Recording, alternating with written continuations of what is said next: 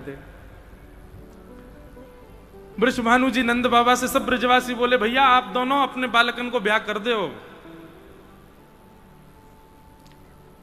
आज ठाकुर जी दुल्हा बने पहले ही बैठे हैं। अच्छा एक बात कहें, ये देखो ये परंपरा हमारे यहां लोग भूल गए। सहरा उसको नहीं करते जो ये ऐसे लगता है, यहां मुंह पे लगा लेते हैं, ये हमारे यहां का रिवाज नहीं है। आप लोग आज दर्शन करना, ठाकुर जी ने पाग के ऊपर एक यहां ऊपर की ओर जो पहना हुआ है इस तरीके से, उसमें कितनी डंडी होती मुझे याद नहीं है, उसको सहरा कहते हैं। ठाकुर जी ने आज दुल्हा वेश, उसी से पता चलता है कि दुल्हा बने ठाकुर जी।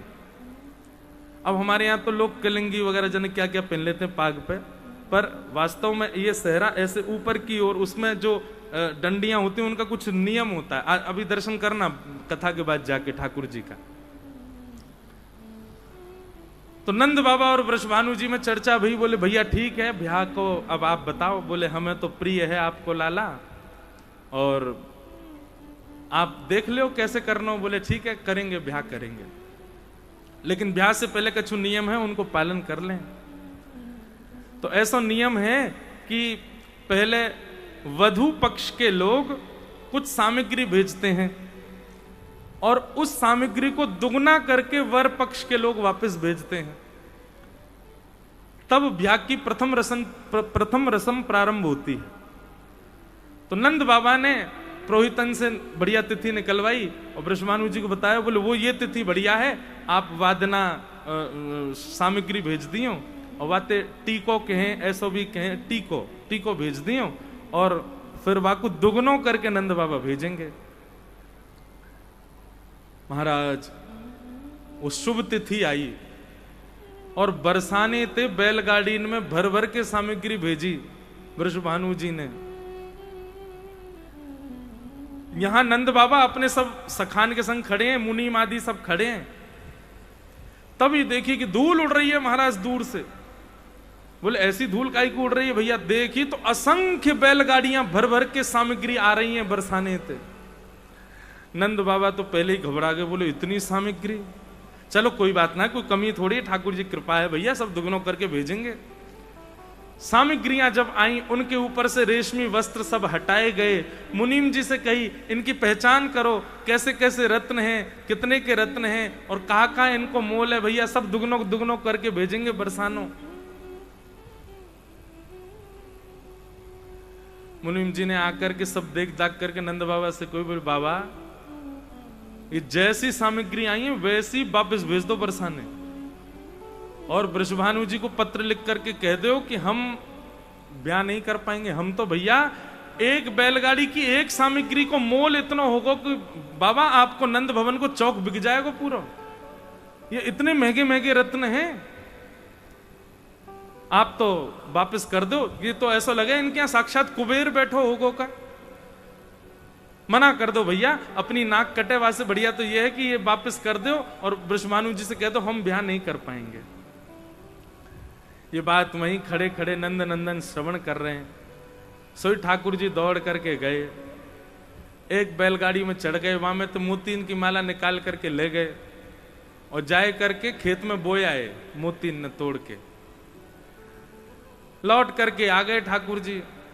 यहां नंद बाबा ने मुनीम जी से कहीं सबरी सामग्री गिनती करके वापस भिजवाओ, जो जितनी आई है भैया, कहीं कम नहीं पड़ जाए कोई, और सुरक्षा भेज दियो, कहीं कोई बीच में कोई उठा निकाल नहीं ले कछु। मुनीम जी ने गिनती करवाई तो महाराज एक बैलगाड़ी में मोतीन की माला कम है। मुनीम जी आकर के बोले, बाबा ये तो अनर्थ है गयो, हम संबंध तो कर ही नहीं पा रहे, वाक्य बात तो, और अनर्थ ये है गयो कि जो सामग्री आई उतनी भेज भी नहीं पा रहे, दुगुनो करना तो बहुत दूर की बात। नंद बाबा बोले कहा भाई? बोले कोई मोती की माला चुरा के ले गए बाबा। नंद बाबा बोले ढूंढवाओ भैया, पूछो सबन से, हाथ जोड़ जोड़ के कहां गई मोती माला। नंद बाबा सिर पे हाथ धर के बस रुदन कर ही रहे हैं भाई, इतने में ही नन्हे से गोपाल जी आ गए। बिल्कुल सावधानी भैया, बिना बोले ही सबसे कहो कि आगे है जाए।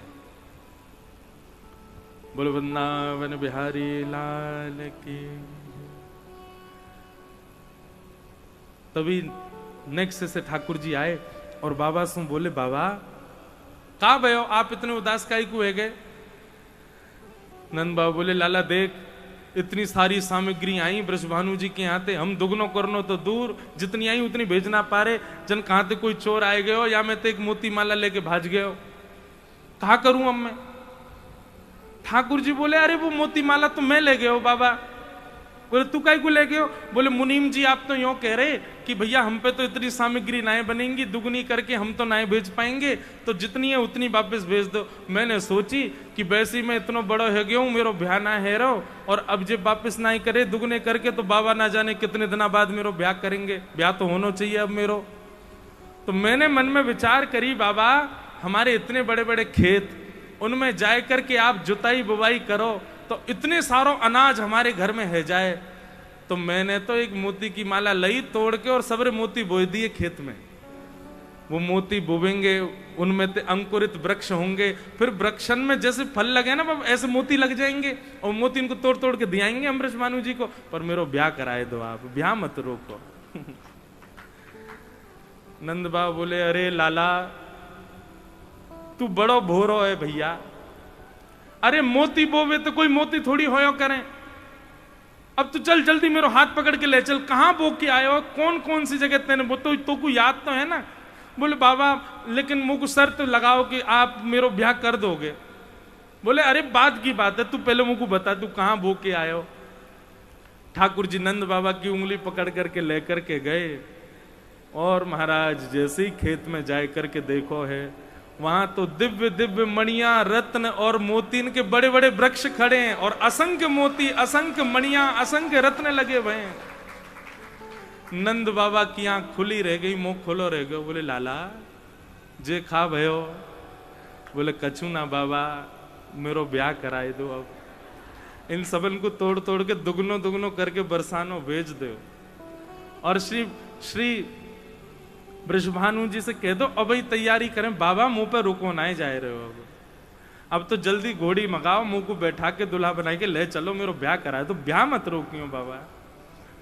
तब नंद बाबा हर्षित भये और लाला को अपनी गोद में उठाए करके खूब आनंदित भये।